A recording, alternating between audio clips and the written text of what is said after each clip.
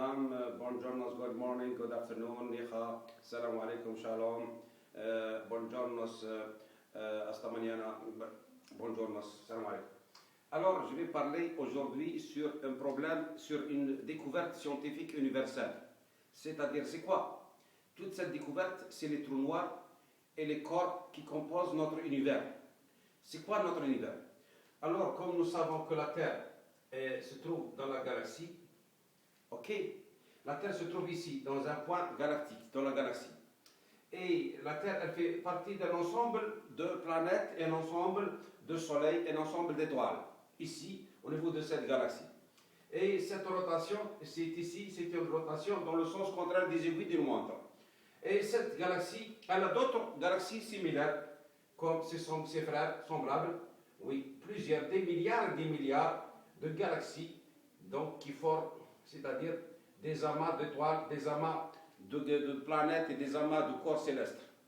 Cet ensemble de galaxies forme un corps G, un corps C, C1.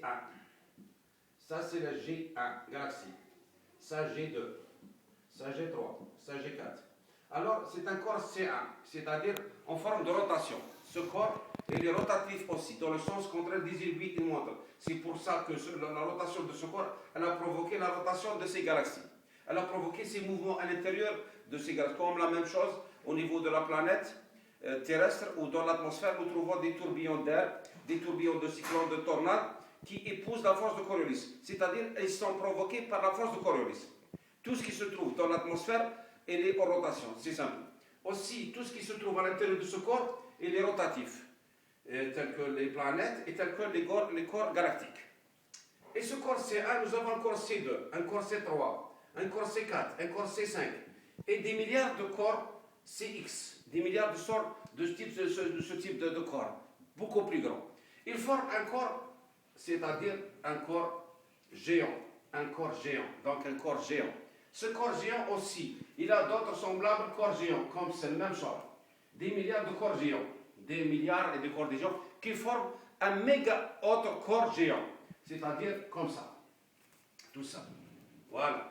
Ces corps-là, ce corps géant, méga géant, il a d'autres sortes de corps méga géants. Ça, c'est un corps méga géant.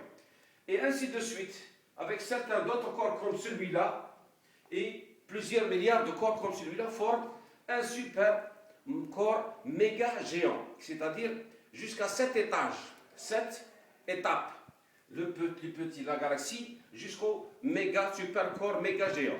Et c'est ça notre univers. Il est en rotation, nous tournons en rond, voilà, tout simplement nous sommes en train de tourner en rond. L'éclatement, le Big Bang, c'est un éclatement au tourbillon, c'est-à-dire il a provoqué cette force au niveau de cet grand univers. Et c'est pour ça que notre père Adam et Ève, lorsqu'ils tournent autour de la Kaaba pour le pèlerinage, ils tournent dans le sens contraire des aiguilles d'une montre. Ils tournent 7 tours autour de la Kaaba. Tout simplement parce qu'ils doivent remonter les cieux, c'est-à-dire le premier tour c'est ici, le deuxième tour c'est là, le troisième tour c'est là. Pour remonter les cieux, il faudrait qu'ils tournent 7 cieux. Oui, 7 cieux pour remonter au paradis, tout simplement. Voilà, je vous remercie. Les trous noirs aussi.